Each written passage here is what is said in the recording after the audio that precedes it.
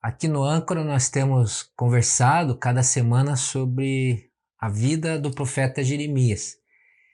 E hoje eu resolvi escolher assim, não a seguir a cronologia biográfica dele, da sua narrativa de vida, que nós temos obedecido, porque ele é um livro que está fora de tempo cronológico. Então os capítulos vão e vêm, e às vezes os fatos se misturam, né? E eu queria hoje chamar a atenção sua, que tem acompanhado o Âncora, que apesar da vida do profeta Jeremias ser uma vida desafiadora, no sentido dele ter uma missão, que Deus jamais o deixou, nunca o desamparou, porque Deus é fiel. E a fidelidade de Deus implica que aqueles a quem ele chama, porque o chamado é de Deus, ele sustenta e providencia recursos. E hoje nós vamos pensar e ver aqui no Âncora os recursos que Deus nos dá, além da sua presença e da sua palavra, são recursos da graça de Deus, pessoas. E você pode ser uma bênção para a vida do outro. Então, já vamos para esse assunto. Só para deixar você avisado, nós não vamos tocar aqui numa faixa do livro de Jeremias, que é do capítulo 46 ao 51. Essa é uma fala às nações. Jeremias profetiza cerca de 10 nações. Assim como ele fez com o povo de Israel, ele recebeu de Deus a palavra e profetizou através da revelação de Deus a 10 nações. Por exemplo, o capítulo 46 tem a profecia para o Egito, no 47 aos filisteus, no 48 aos moabitas, no 50 a própria Babilônia, a profecia que fala da advertência de Deus, do julgamento de Deus, e também da possibilidade de salvação de Deus para essas nações. Eu penso assim, mas como Jeremias foi um profeta às nações? Aí você tem que lembrar que, vamos até abrir, no capítulo 1 do livro de Jeremias, já lá no início nós até lemos, acho que foi no primeiro estudo, que Jeremias, quando ele é vocacionado por Deus, ele tem um título no capítulo 1, verso 5. Eu vou fazer questão de ler para você, para a gente relembrar um pouquinho da vida dele. Então, capítulo 1, verso 5 diz assim: antes de formá-lo no ventre, eu escolhi, antes de você nascer, eu separei e eu designei profeta às nações. A palavra nações aqui do hebraico se pode traduzir por estrangeiros. No começo do livro, no começo da vida dele, mesmo que ele não foi visitar essas nações, ele nunca esteve em Moabe, pelo que a gente percebe, ele não esteve na Babilônia apenas através da carta.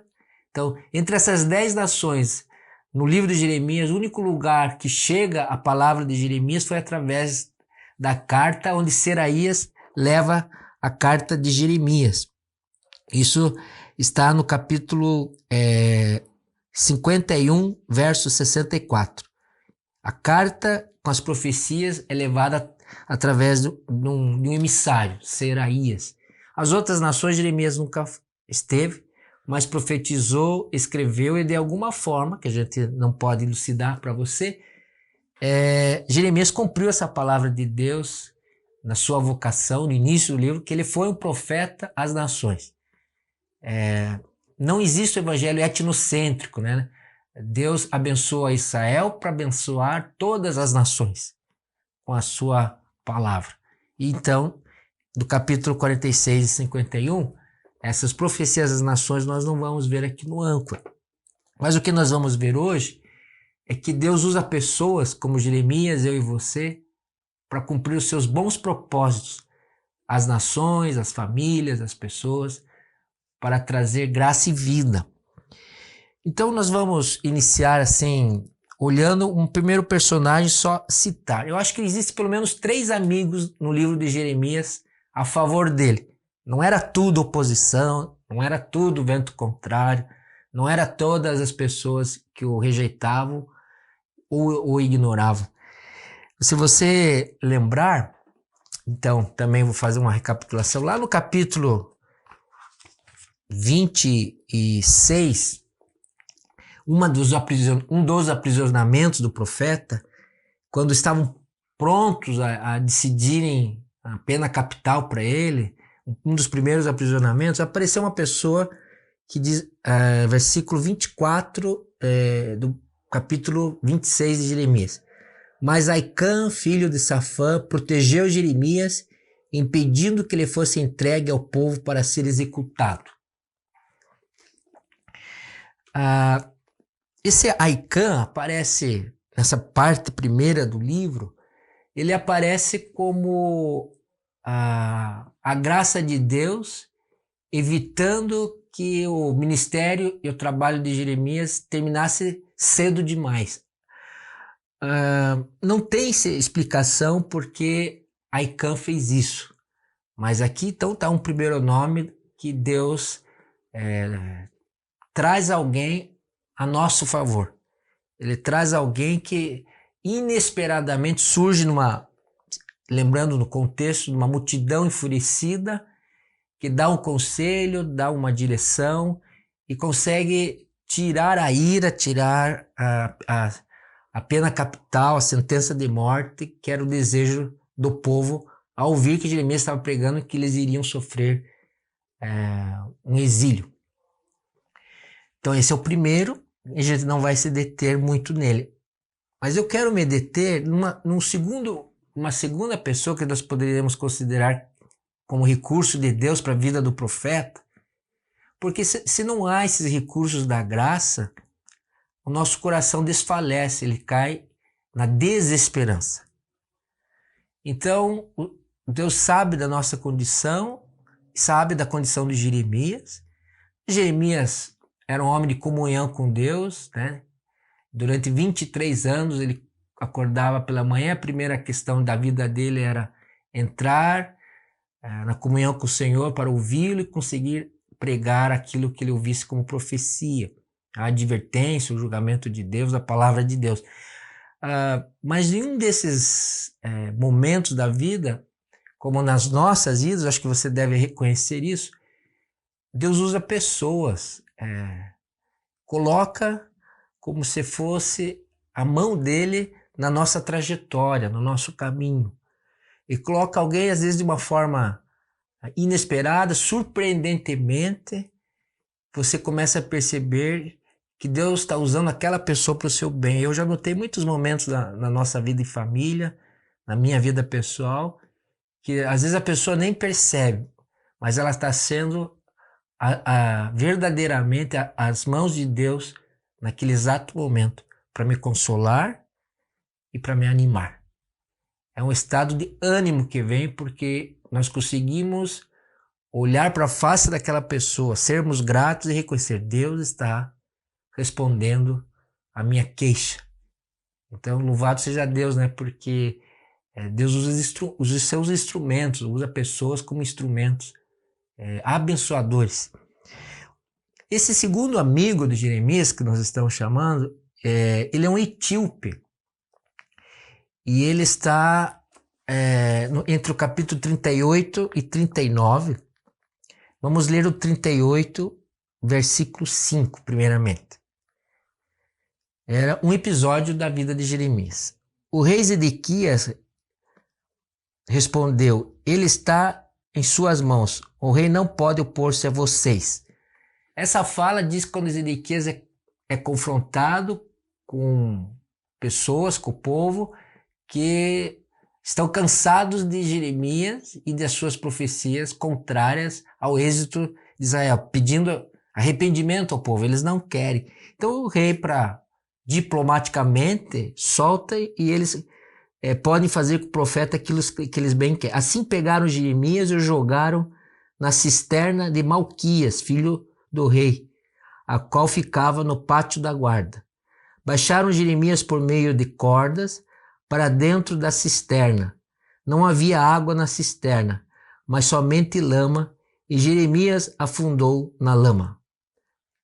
Aí o versículo seguinte diz: mas Ebed-Meleque, o etíope, oficial do palácio do rei, ouviu que eles tinham jogado Jeremias na cisterna. O etíope aqui é de uma outra nação, de alguma forma está inserido no contexto do palácio, tem um cargo ali na corte de ser rei, Zedequias, e você sabe que ele vê a situação do profeta. Nesse princípio aqui existem duas forças contraditórias. Primeiro, que não é um aprisionamento mais agora, entre tantos que você já deve ter reparado que o profeta sofre, mas ele é jogado num poço, sem água, claro, mas um poço de lama.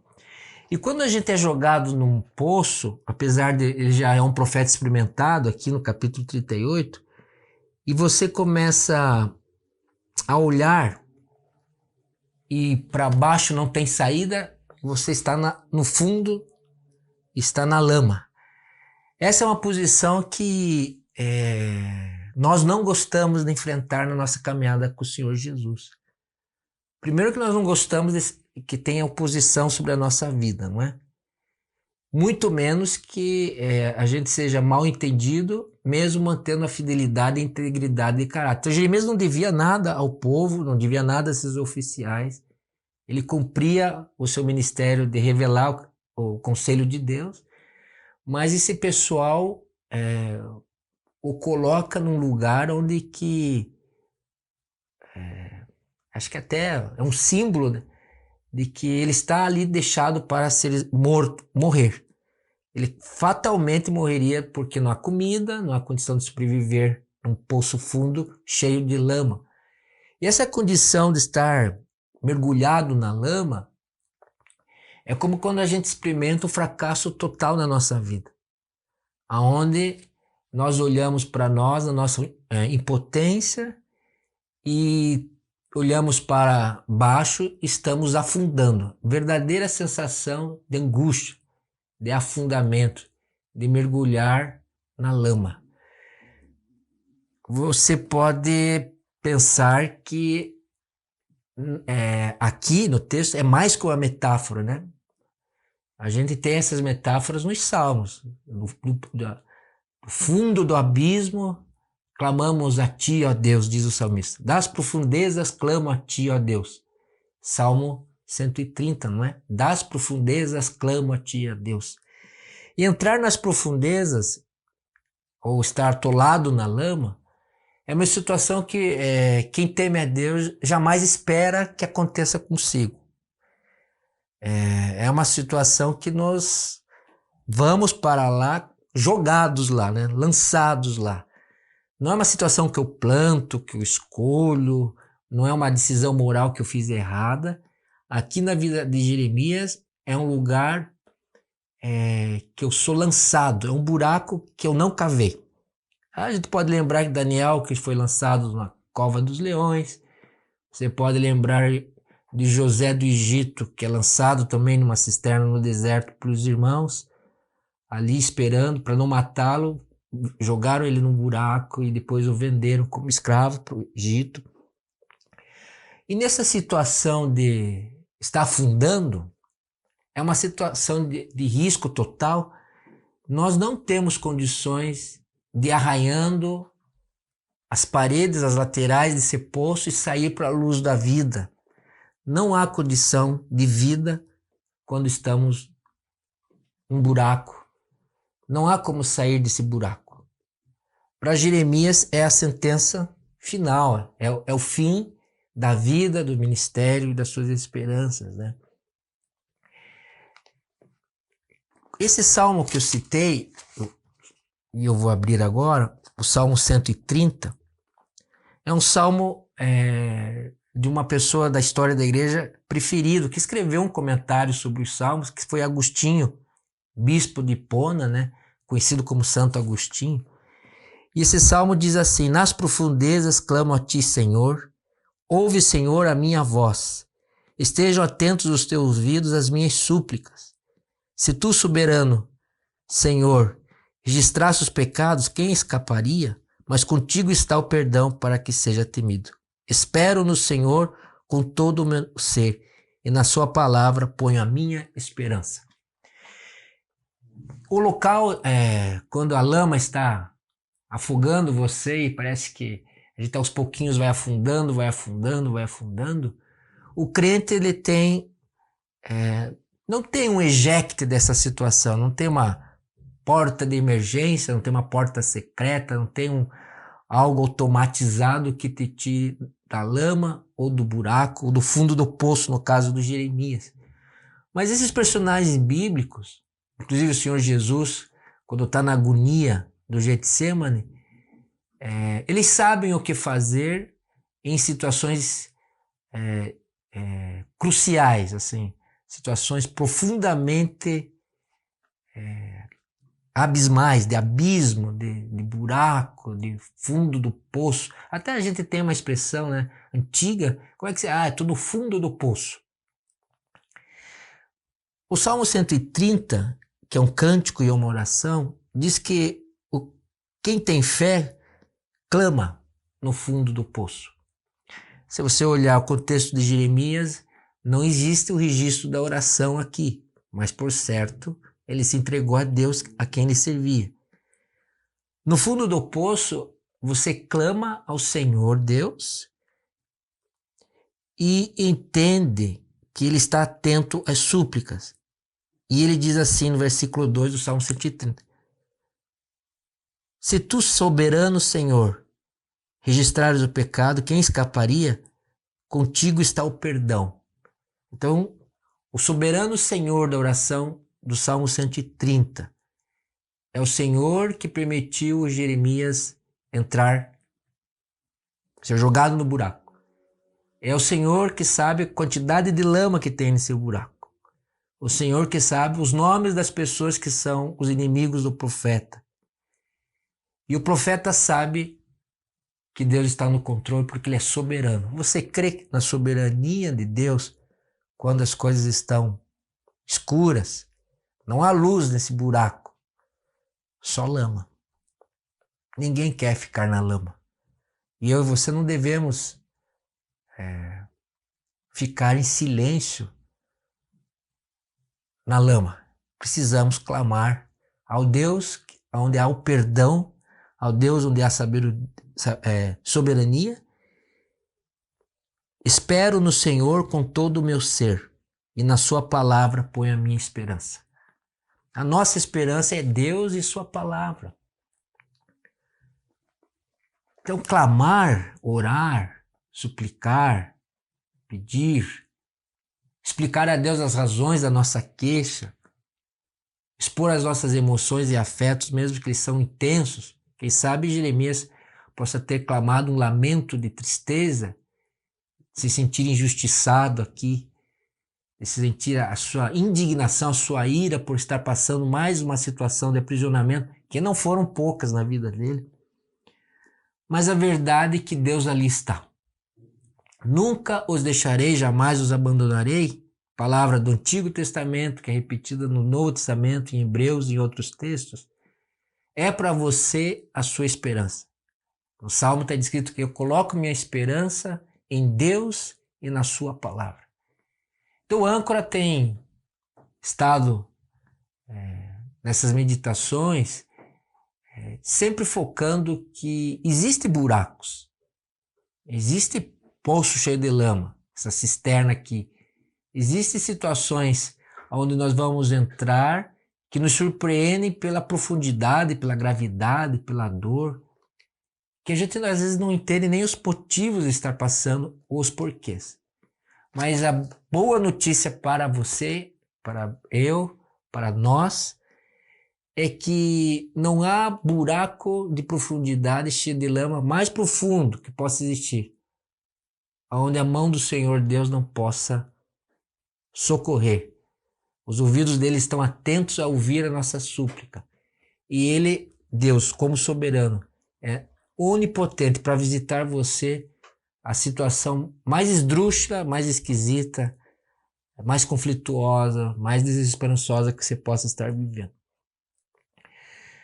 Às vezes nós não gostamos dessa nomenclatura buraco, abismo, cisterna, né? No sentido de é difícil de entender. Jeremias afundou na lama. Quando você está afundando nesse versículo, talvez muitos momentos da nossa súplica é dizer: Senhor, mas eu tenho sido um profeta tão bom, tão fiel. O Senhor é justo, o Senhor já me livrou de tantas situações. Mas por que de novo? Eu lhe pedi tanto, não sei se acontece com você, às vezes eu antevejo a minha oração, às vezes assim: Senhor, não me deixe passar por essa cisterna cheia de lama. Senhor, não me deixe, eu estou sentindo, prevendo que eles vão me jogar nesse buraco. Eles estão contra meu trabalho, contra minha profecia, contra... Talvez Jeremias, hipoteticamente, estou aqui usando um pouco a minha imaginação, tenha até arriscado falar: Deus, dessa vez não permita que eles se oponham tanto à tua palavra, a ti, a mim. Não permita que eles me aprisionem, mas quando vê, está no buraco, afundando na lama.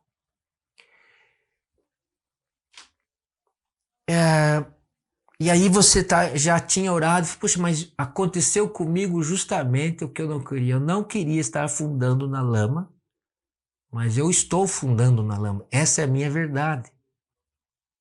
Eu diria para você que você deve, nesse momento, pegar na lama. Não sei se ele conseguia pegar, se a lama estava na cintura, estava até o nível das pernas. Mas ele devia se agachar e pegar, porque o clamor do Salmo 130 é das profundezas. A oração deve partir do ponto onde nós estamos, da verdade que eu estou pensando, sentindo e vivenciando, da dor no nível que eu estou atravessando. É a minha lama, a cor da lama, o cheiro dessa lama, o lugar lúgubre que deve ser esse poço, úmido, sem vida, aonde certamente eu morrerei. Senhor, tem misericórdia de mim. Essa é a minha oração para a sua vida e para a minha vida. Senhor, está muito difícil. Não tem como sobreviver nessa situação. Eu não aguento mais. Agora Jeremias não sabe o que Deus está fazendo, por que deixou, por que não, mas ele deve ter clamado das suas profundezas. Incentivo você a ter a coragem de abrir seu coração, a lançar a sua voz e não abandonar a oração quando estiver afundando. Se você está afundando em alguma situação, é tempo de clamar em nome de Jesus. Senhor, o que o Senhor vai fazer por mim? Fora do buraco, fora da lama, existia alguém vendo, alguém ouvindo, um oficial etíope negro, não judeu, não sabe se porque ele deu atenção à situação de Jeremias. O fato que Ebed-Meleque, o etíope, é a mão de Deus para a salvação de Jeremias nessas circunstâncias. Ele vai até o próprio rei que tinha deixado esse grupo fazer o que quisesse com Jeremias. Diz assim: ó rei, meu senhor, esses homens cometeram mal em tudo que fizeram ao profeta Jeremias. Eles o jogaram numa cisterna para que morra de fome, pois já não há mais pão na cidade. Então o rei ordenou a Ebed-Meleque, o etíope: leve com vocês três homens sob as suas ordens e retire o profeta Jeremias da cisterna antes que ele morra. Então Ebed-Meleque levou consigo homens que estavam sob as suas ordens, foi à sala que ficava debaixo da tesouraria do palácio, pegou alguns trapos e roupas velhas, desceu cordas até Jeremias da cisterna. Ebed-Meleque, o etíope, disse a Jeremias: põe esses trapos e roupas velhas debaixo dos braços para servirem de almofada para as cordas. Jeremias assim fez. Assim, com as cordas o puxaram para cima e o tiraram da cisterna, e Jeremias permaneceu no pátio da guarda. O etíope, e aqui é interessante que o autor faz questão de dizer que ele não era de outra, era um estrangeiro, o Ebed-Meleque. Ele faz todo o processo de intercessão ao próprio rei que havia permitido que os outros o jogassem no buraco. Ele tem a coragem de interceder, ele tem a ousadia de justificar que isso que o rei tinha permitido. Veja, ele não acusa o rei, mas ele diz que aqueles homens fizeram o profeta e ele irá morrer logo ali naquele lugar, que isso é uma injustiça. Ele contrapõe-se então ao que está sendo feito ali. Ele recebe autorização e providencia o recurso da graça. O recurso da graça é uma corda. Eu lembrei até aquelas cordas feitas com lençóis da penitenciária, antigamente chamavam de Teresa, né? Uma corda que o presidiário põe lá, faz de trapos e para fuga. Eu sei que ele faz estrategicamente uma ação de salvação, de livramento. E em tudo isso você pode saber que a inspiração desse etíope é a mão de Deus, é a salvação de Deus, são recursos da sua graça. Nós vamos receber recursos de Deus de uma forma, às vezes, que nós não organizamos, que nós não planejamos. Assim como eu e você podemos entrar numa prova e ir afundando nessa circunstância da vida difícil, que é uma provação, também é permissão de Deus que desça e seja derramada sobre nós as consolações do Espírito e os recursos de livramento que o Senhor tem para nos dar. Jeremias é salvo por essa segunda pessoa. Esse etíope é um recurso da graça, é um recurso que o tira do buraco e o salva da morte. Então, Jeremias não vive afundado mais na lama. E isso, então, é para mostrar para nós que o Senhor está atento à sua situação, o Senhor está atento à minha situação.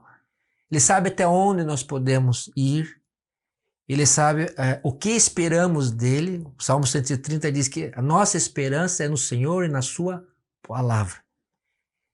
Fica claro para você que faz parte os dois momentos da vida do profeta e da sua vida e da minha.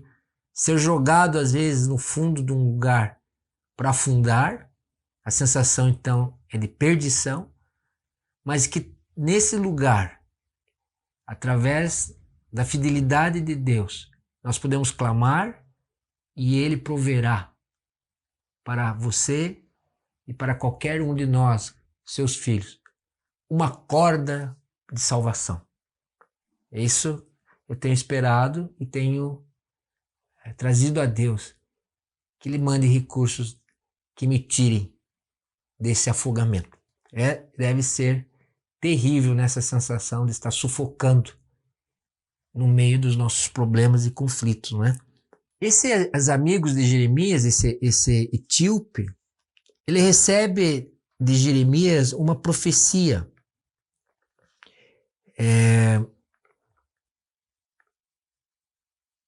Assim diz o Senhor dos exércitos, Deus de Israel: estou prestes a cumprir as minhas advertências contra esta cidade, com desgraça e não com prosperidade. Naquele dia elas se cumprirão diante dos seus olhos, mas eu o resgatarei naquele dia. Essas são profecias para o etíope Ebed-Meleque. Você está vendo que ele recebe uma profecia específica sobre o seu futuro? O que vai acontecer com ele quando houver a invasão? Mas eu o resgatarei naquele dia, declara o Senhor. Você não será entregue nas mãos daqueles a quem teme. Eu certamente o resgatarei. Você não morrerá à espada, mas escapará com vida, porque você confia em mim, declara o Senhor. Eu preciso ler isso aqui na minha atualidade aqui de vida, meu momento de vida. Eu preciso ler e reler a palavra que o profeta Jeremias, isso está no capítulo 39, a partir do verso 15. O Senhor dirigiu a palavra a Jeremias para trazer a palavra a Ebed-Meleque, que ele será um etíope resgatado. Você não será entregue na mão daqueles a quem teme. Eu certamente o resgatarei. Você não morrerá à espada, porque você confia em mim, declara o Senhor. Puxa, essa é uma palavra assim que diz assim que esse etíope tinha fé em Deus, que ele é inspirado por Deus e por ser amigo do profeta, por se pôr à disposição de enfrentar o rei e salvar Jeremias da lama, o Senhor bondosamente, generosamente, lhe dá um quadro do futuro, uma profecia dizendo, olha, você não vai morrer em Jerusalém à espada, na invasão do Nabucodonosor. Eu o resgatarei. Quando Deus diz, através do profeta Jeremias, ao etíope Ebed-Meleque, eu o resgatarei porque você confia em mim, é esse nosso resgate. Aliás, a salvação de Jeremias é o Jesus na cruz e na ressurreição, está dizendo, eu o resgatei, Elcio. Eu estou com você na sua dor. Eu estou com você nessa trajetória de vida que você tem. Não importa a sua idade, a sua que você tem, não importa as circunstâncias se são mais amenas ou mais difíceis, não importa as emoções, as ideias, é olhar o nosso coração e dizer, eu confio no Senhor Jesus. Então, nós somos o povo resgatado, salvo, pertencentes ao Senhor. Temos a quem recorrer, temos a quem orar e esperar o resgate. Você confia em mim, declara o Senhor. Então, o etíope, esse amigo de Jeremias, que de certa forma foi um resgatador para a vida de Jeremias, ele recebe uma palavra de revelação da vontade e da desígnio de Deus, dizendo, agora você vai ser resgatado pelo Deus que você confia. Creia nisso. Creia nisso. Agora, há um terceiro amigo de Jeremias, e caminhando para o final da nossa meditação de hoje, que é aquele que você já deve lembrar que escreveu todas as profecias, as cartas, era um escriba, né? Jeremias ditava e ele escrevia, que é Baruque. Baruque aparece mais vezes nos textos, né? Aparece muitas vezes pregando quando Jeremias está preso, aparece ele escrevendo nos rolos quando Jeremias falava o que ele tinha que escrever, mas no capítulo 45, um capítulo bem pequeno, que é dedicado também a uma revelação a Baruque. Assim como Etíope recebeu uma palavra do profeta vindo de Deus, dizendo, olha, para você haverá futuro, porque quando diz que é resgatado de uma situação de guerra e de cerco, ele diz, você vai viver, não tenha medo, há futuro para Deus. É como se Deus estava dizendo para os amigos de Jeremias, eu tenho planos de vida para a sua vida, não tenho planos da espada para a sua vida, do mal para a sua vida, da disciplina, eu tenho planos bons de vida. Então no capítulo 45, diz assim, no 4º ano de reinado de Jeoaquim, filho de Josias, rei de Judá, depois que Baruque, filho de Nerias, escreveu no rolo as palavras ditadas por Jeremias, então Jeremias lhe disse, assim diz o Senhor, o Deus de Israel, a você, Baruque. Você disse, ai de mim, o Senhor acrescentou tristeza ao meu sofrimento. Estou exausto de tanto gemer e não encontro descanso. Veja, essa é uma fala entre aspas, que Jeremias está lembrando que Baruque, no exercício de ser ajudante, em algum momento de Jeremias, fez uma oração que trouxe trazia e revelava o seu pensamento de dor, de cansaço. E ele sofreu oposição por ser o que escrevia, o que Jeremias ditava. Veja que está escrito assim, você disse, Baruque, ai de mim. Então, um gemido aqui. O Senhor acrescentou tristeza ao meu sofrimento. Como nós fazemos? Fala, Senhor Deus, como pode estar acontecendo isso? Como que o Senhor está acrescentando Crise após crise, cansaço, cansaço, não aguento mais, né? Estou exausto de tanto gemer e não encontro descanso. Então ele está sendo lembrado do que ele já disse. O versículo 4 do 45. Mas o Senhor manda-me dizer-lhe, assim diz o Senhor, destruirei o que edifiquei e arrancarei o que plantei em toda esta terra. E então, você deveria buscar coisas especiais para você? Não as busque, pois trarei desgraça sobre toda a humanidade, diz o Senhor. Mas eu deixarei escapar com vida onde quer que você vá. Olha a promessa que há nesse capítulo curto, 45. Eu não sei porquê, mas está alojado, acho que até para facilitar a leitura nossa, em poucos versículos, não é? Capítulo 45, E esse 45 está dizendo que não adiantava Baruque ficar no questionamento, na tentativa pelo muito pensar, pelo muito questionar, por que é que o povo haveria de sofrer tudo aquilo, por que as profecias estão dizendo tanto julgamento, por que tanta advertência, parar de buscar coisas especiais para si, para o povo, ou livramentos, dito que o povo não se arrependia, então não haveria livramento, mas que Deus está dizendo que ele vai fazer aqui diz, pois trarei desgraça sobre todos, sobre toda a humanidade nessa tradução, mas eu o deixarei escapar com vida, aonde quer que você vá. Essa fala de Deus que nos faz pensar aqui, agora, nesse nosso encontro, é que o Senhor, na sua soberania, tem tudo nas suas boas mãos, e dizendo que apesar de que haverá essa justiça dentro do seu rigor, da sua indignação, Deus vai trazer e tudo vai ser sitiado, queimado e destruído, inclusive o templo, os muros, a cidade, muitas pessoas do povo, mas que Baruque não. Aonde quer que você vá, você estará livre. Aonde quer que você vá, Baruque.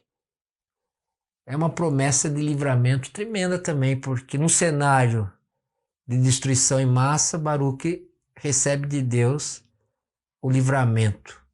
Você pode andar por onde você quiser, aonde você estiver, mas você não será tocado.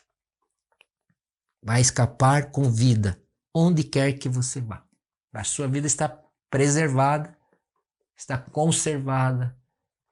Essa é uma palavra que especifica, que singulariza, é singular, é única.